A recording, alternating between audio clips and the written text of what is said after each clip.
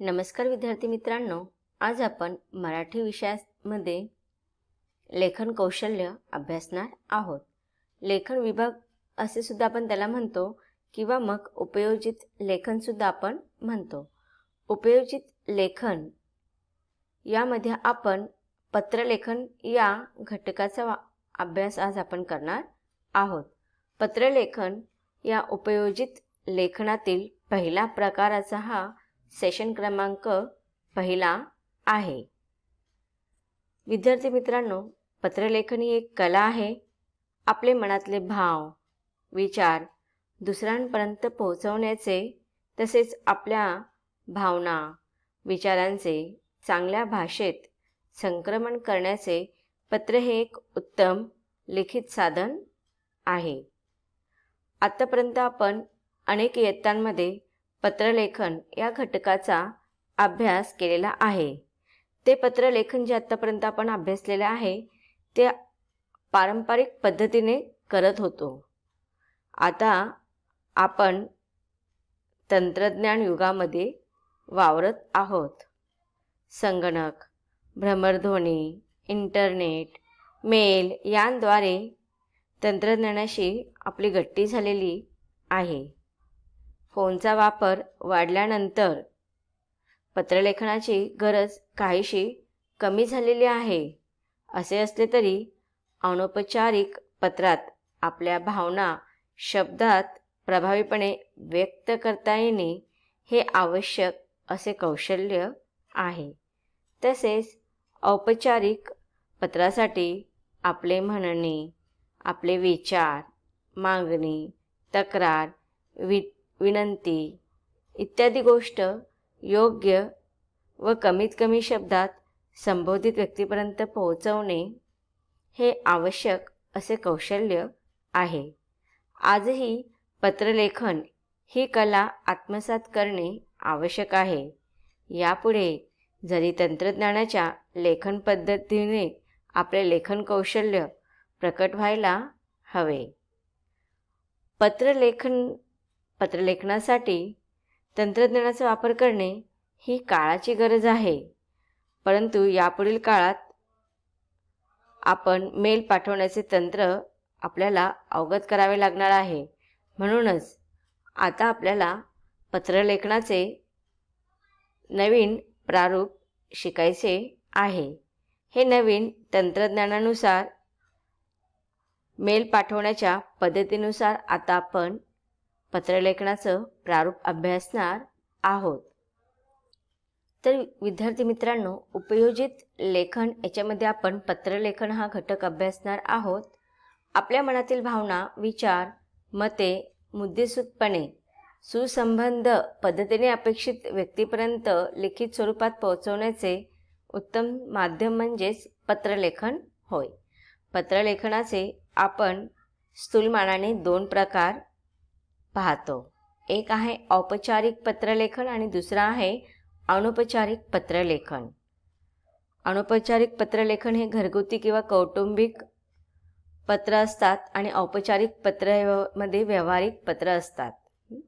अनौपचारिक पत्रलेखन हे कौटुंबिक पत्र असतात। आतापर्यंत आपण बऱ्याच इयत्तेमध्ये, लहान इयत्तेमध्ये 6वी 7वी मध्ये आपण अनौपचारिक पत्रलेखनाचा अभ्यास केलेला आहे।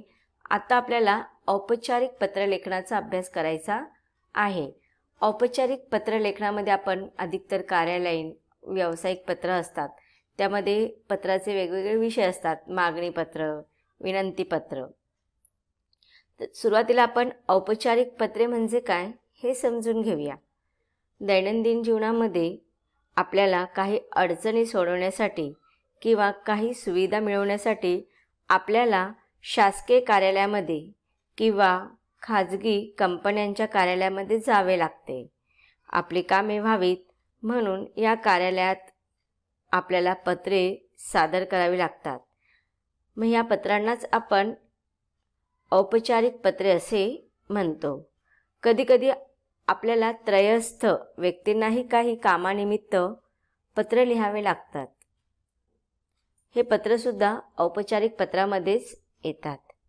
आपली कामे कोणत्याही त्रास न होता बिनचूक व त्वरेने होण्यासाठी अशी पत्रे विशिष्ट पद्धतीने लिहिली जातात. त्याची एक ठरलेली रूपरेषा असते. त्यात शिष्टाचार व उपचार पाळावे लागतात. या पत्रांमध्ये आपण अनौपचारिक पत्राप्रमाणे पाल्हाळ फापट पसारा नसतो. कामाचे स्वरूप थोडक्यात व अत्यंत नेमकेपणाने स्पष्ट केलेले असते. मित्रांना किंवा नातेवाईकांना लिहिलेल्या पत्रात जशी सलगी व्यक्ती होते तशी सलगी औपचारिक पत्रलेखनामध्ये नसते.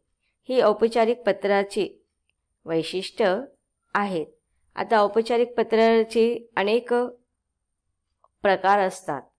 जसे इथे मागणी विनंती पत्र तुम्हाला सांगितलेले, तसेच निमंत्रण पत्र पण असतं, आभार पत्र असतात, अभिनंदनपर पत्र असतात, चौकशी पत्र असतात, क्षमापत्रसुद्धा असतात, त्याचप्रमाणे तक्रारपत्रसुद्धा असतात.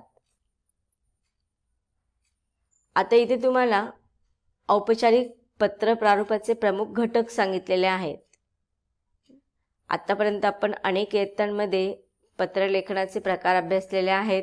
त्यामध्ये आपण स्वपरिचय, मागणी, तक्रार ह्या औपचारिक पत्र प्रकारांचा आपल्याला आता अभ्यास करायचा आहे. आता औपचारिक पत्र प्रारूपाचे प्रमुख घटक म्हणजेच काय? सुरुवातीला आपल्याला मायना असतो, एक विशिष्ट पद्धतीचा मायना असतो. तुम्हाला मी नंतर ते दाखवणार आहे. हा मायना आणि विषय अत्यंत महत्त्वाचा असतो. त्यानंतर पत्र पाठवणाऱ्याचा पत्ता आणि दिनांक. त्यानंतर येतं मुख्य मजकूर, समारोप आणि विषयानुरूप मांडणी. ज्यांना पत्र पाठवायचे आहे त्यांचा पत्ता लिफाफ्यासह. आता हा जो लिफाफा आहे तो आपल्याला लिफाफा काढायची गरज नसते, कारण की आता आपण ईमेल पत्र पाठवत असतो आणि ज्यावेळेस आपण ईमेल पत्र पाठवत असतो त्यावेळेस आपल्याला लिफाफा काढायची आवश्यकता नसते. आता आपण औपचारिक पत्राची मांडणी कशी करायची हे समजून घेऊया. पहिला आहे, पत्राच्या सुरुवातीला उजव्या कोपऱ्यात पत्र लिहिणाऱ्याचे नाव, हुद्दा, पिनकोडसह पत्ता, दिनांक आणि ई पत्ताही असावा. आता इथे काय सांगितलेलं आहे आपल्याला की पत्राच्या सुरुवातीला उजव्या कोपऱ्याला म्हणजे जिथे समास असतो, आता नवीन पत्राच्या प्रारूपानुसार समासाला लागून आपल्याला पत्र लिहिणाऱ्याचे नाव, त्याचा हुद्दा, पिनकोडसह पूर्ण पत्ता लिहायचा असतो. त्यामध्ये आपल्याला दिनांकसुद्धा लिहायचा असतं आणि त्यानंतर ई पत्ता म्हणजेच ईमेल आय डी. सुरुवातीला आपण पत्र लिहिताना पत्राच्या उजव्या बाजूला म्हणजे ह्या वरच्या बाजूला आपण पत्रामध्ये दिनांक, नाव, हुद्दा, पत्ता लिहित होतो. परंतु आता आपल्याला समासाला लागून ज्याला पत्र लिहायचं आहे त्याचा हुद्दा, पूर्ण पत्ता, दिनांक लिहायचा आहे. आता हा जो मायना आहे तो कुठे लिहायचा असतो? डावीकडे लिहायचा असतो. संबंधित व्यक्तीचे नाव, हुद्दा आणि पत्ता लिहावा. कृतीत विशेष नाम दिलेले असेल तरच लिहावे. आता बघा, जेव्हा तुम्हाला परीक्षेला जे प्रश्न विचारले जातात त्याला आपण कृती असे म्हणतो. मग परीक्षेमध्ये तुम्हाला काही कृती दिलेल्या असतात, त्यामध्ये जर प्रति आणि प्रेक्षक, प्रति म्हणजे ज्याला आपण पत्र लिहिणार आहोत, ज्याला आपण पत्र लिहितो त्या समोरच्या व्यक्तीला आपण प्रति म्हणतो, आणि प्रेक्षक म्हणजे जो पत्र लिहितो. तर ह्या प्रति आणि प्रेक्षकांचे जर विशेष नावे आणि पत्ता जर तुम्हाला परीक्षेमध्ये दिलेला असेल, कृतीमध्ये दिलेला असेल, तर तुम्हाला तेच विशेष नाम किंवा तोच पत्ता लिहायचा आहे. किंवा मग पत्ता दिलेला नसेल, विशेष नाव दिलेलं नसेल, तर तुम्हाला प्रति आणि प्रेक्षक या ठिकाणी तुम्हाला अ, ब, क असा उल्लेख करायचा आहे. आणि जसं आपण इंग्लिशमध्ये XYZ म्हणतो किंवा लिहितो, तसं आपल्याला मराठीमध्ये अ, ब, क लिहायचं आहे. जर नाव दिलेलं असेल, विशेष नाव दिलेलं असेल, त्याच नावाने आपल्याला प्रतीचं आणि प्रेक्षकचं नाव आणि पत्ता दिलेला असेल तर तोच पत्ता लिहायचा आहे. आणि नसेल दिलेला तर तुम्हाला अ, ब, क लिहायचं आहे. आणि जर पत्ता दिलेला नसेल कृतीमध्ये तर तुम्ही तुमच्या मनाने एखादा छानसा पत्ता लिहू शकता. औपचारिक पत्रामध्ये पत्राचा विषय लिहिणे आवश्यक असते. आता आपण यापूर्वी अनौपचारिक पत्र पाहिलेले आहेत. अनौपचारिक पत्रामध्ये आपण विषय लिहत नाही, परंतु औपचारिक पत्रामध्ये आपण ज्या व्यक्तीला पत्र ज्या संदर्भात लिहित आहोत त्याचा विषय लिहिणे फार गरजेचं असतं. विषयानंतर त्याखाली महोदय महोदया असे लिहून मग पत्र लेखनास सुरुवात करावी. जसं आपण संबोधन म्हणतो, अनौपचारिक पत्रामध्ये आपण संबोधन आणि अभिवादन म्हणतो, तर औपचारिक पत्रामध्ये तुम्हाला फक्त संबोधन लिहायचं आहे, अभिवादन लिहायची गरज नसते. किंबहुना अभिवादन लिहतच नाहीत, फक्त संबोधन माननीय महोदय, माननीय महोदया असं लिहून आपल्याला पत्राला सुरुवात करायची आहे. विषयानुसार लेखन व भाषा असावी. शेवटी योग्य ते संबोधन वापरून मग पत्राचा संबोधन करावा, समारोप करावा. पत्राच्या शेवटी तुम्हाला संबोधन वापरायचं आहे. तुमचा विश्वासू, कृपाभिलाषू आणि खाली तुमचं नाव दिलेलं असेल तर ते लिहायचं आहे, नाहीतर मग अ.ब.क. लिहून तुमचा पूर्ण पत्ता आणि ई-पत्ता म्हणजेच ईमेल ID लिहायचा आहे. तर अशा रीतीने औपचारिक पत्रलेखन ही एक कला आहे, तसेच ते एक शास्त्रसुद्धा आहे. आता इथे आपल्याला औपचारिक पत्र आणि अनौपचारिक पत्रामधील फरक समजून घ्यायचा आहे. औपचारिक पत्रामध्ये आपल्याला आणि अनौपचारिक पत्रामधील पहिला फरक समजून घेऊया. पहिला आपण अनौपचारिक पत्रामधील फरक समजून घेऊया की व्यक्तीचा उल्लेख योग्य नात्याप्रमाणे सन्मानपूर्ण करणे. जसं जर आपल्याला आईवडिलांना पत्र लिहायचं असेल तर आपण लिहितो तीर्थस्वरूप वडिलांस साष्टांग नमस्कार, तीर्थस्वरूप आईला सप्रेम नमस्कार. तसं आईचा म्हणजे ज्याला पत्र लिहितो त्या नात्याप्रमाणे आपल्याला उल्लेख करायचा. आपल्याहून मोठे असतील तर त्यांचं तीर्थस्वरूप वगैरे टाकून आपण लिहितो.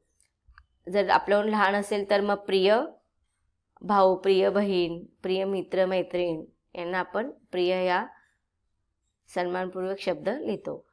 औपचारिक पत्रामध्ये प्रति लिहिल्यानंतर व्यक्तीचा योग्य तो हुद्दा आपल्याला लिहिणे आवश्यक असतं. जसं आपण जर मुख्याध्यापकांना लिहत असो तर आपण माननीय मुख्याध्यापक, माननीय मुख्याध्यापिका असं लिहितो. किंवा एखाद्या अधिकाऱ्याला पत्र लिहायचं असेल तर आपण त्या अधिकाऱ्याच्या हुद्द्यानुसार आपण प्रति लिहिल्यानंतर संबोधन लिहितो, माननीय महोदय, आणि त्यांचं जे काही हुद्दा असेल ते. दुसरा अनौपचारिक पत्रलेखनामधील मुद्दा आहे व्यक्तीचे क्षेमकुशल विचारणे. आपण पत्राला लगेच सुरुवात करत नाही, तर आपण त्यांच्याबद्दल थोडीशी चौकशी करतो. म्हणजे ज्या व्यक्तीला आपण पत्र लिहितो त्यांच्याबद्दल क्षेमकुशल विचारतो. परंतु औपचारिक पत्रामध्ये आपण समोरच्या व्यक्तीला ओळखत नसतो, त्यामुळे आपण क्षेमकुशल न लिहिता पत्राचा विषय लिहितो. आपल्याला औपचारिक पत्रामध्ये पत्राचा विषय लिहायचा आहे, परंतु अनौपचारिक पत्रामध्ये पत्राचा विषय लिहिला जात नाही. ह्या सगळ्या गोष्टींना अंक आहेत, मार्क आहेत, त्यामुळे ह्या सगळ्या गोष्टी लक्षात ठेवणे फार गरजेचे आहे. तिसरा आहे अचूक शब्दात नेमका आशय मांडणे, की आपल्याला जास्त पाल्हाळ वगैरे औपचारिक पत्रामध्ये लावायचं नाही. मोजके तितकेच आपल्याला जो विषय आहे तो मांडून नेमका आपला आशय व्यक्त केला जातो. परंतु अनौपचारिक पत्रामध्ये आपण भावना प्रभावी शब्दामध्ये मांडू शकतो.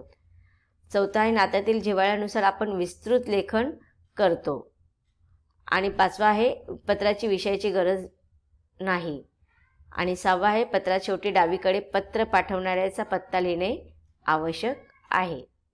तर हा मुद्दा औपचारिक पत्रामध्ये पण आहे. पत्राच्या शेवटी आपल्याला डावीकडे पत्र पाठवणाऱ्याचा पत्ता लिहिला जातो. म्हणजे वरती आपल्याला प्रति म्हणजे ज्याला आपण पत्र लिहितो त्याचा पत्ता लिहिणे गरजेचं असतं. लक्षात ठेवायचं आहे प्रति म्हणजे आपण ज्याला पत्र लिहिणार आहोत त्या व्यक्तीचा पत्ता लिहिणं गरजेचं असतं. आणि प्रेक्षक म्हणजेच आपण जे पत्र लिहिणार आहेत. म्हणजे प्रतीचा पत्ता वरती लिहायचा आहे आणि प्रेक्षकाचा पत्ता खाली लिहायचा आहे पत्र संपल्यानंतर.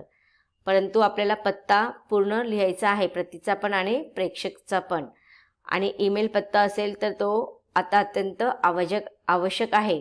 आता आपण ईमेल टाकतो त्यामुळे आपल्याला लिफाफा बनवण्याची आवश्यकता नाही आहे. आत्ता नवीन पत्राच्या प्रकाराच्या नुसार पत्राचं प्रारूप बदललेलं आहे, त्यामुळे आपल्याला लिफाफा बनवायची गरज नाही आहे जर आपण ईमेल पत्ता लिहत असो. जेव्हा आपण ईमेल पत्ता लिहितो तेव्हा आपल्याला लिफाफा बनवायची गरज नाही आहे. तर विद्यार्थी मित्रांनो, हा आपला इथे पत्राचा प्रारूप तुम्हाला दिलेला आहे. सुरुवातीला दिनांक आपल्याला लिहायचा आहे, त्यानंतर प्रतीचा पत्ता लिहायचा आहे, नंतर आपल्याला संबोधन त्यांना माननीय आणि त्यांचा पूर्ण पत्ता ईमेल वगैरे लिहायचा आहे. त्यानंतर एक ओळ सोडून विषय, ह्या सगळ्या गोष्टी आपल्याला समासाला लावूनच करायच्या आहेत. त्यानंतर महोदय आणि मग आपला मुख्य मजकूर जो असेल तो लिहायचा आहे. त्यानंतर आपल्याला पत्राचा समारोप करायचा आहे, संबोधन सांगायचं आहे, आपले कृपाभिलाषू आणि नंतर आपला पत्ता लिहायचा आहे, पत्ता पूर्ण लिहायचा आहे. याच्यामध्ये आपण ईमेल पत्तासुद्धा लिहायचा आहे. ईमेल पत्ता लिहिल्यानंतर आपल्याला लिफाफा बनवण्याची गरज नाही आहे. तर विद्यार्थी मित्रांनो, अशा रीतीने आपण पत्राचे प्रारूप पाहिलेले आहे. आता प्रत्यक्ष काही उदाहरणांद्वारे आपल्याला पत्र समजून घ्यायचं आहे, परंतु त्याचा अभ्यास आपण पत्रलेखन या घटकाच्या पुढील सेशनमध्ये अभ्यासणार आहोत. धन्यवाद.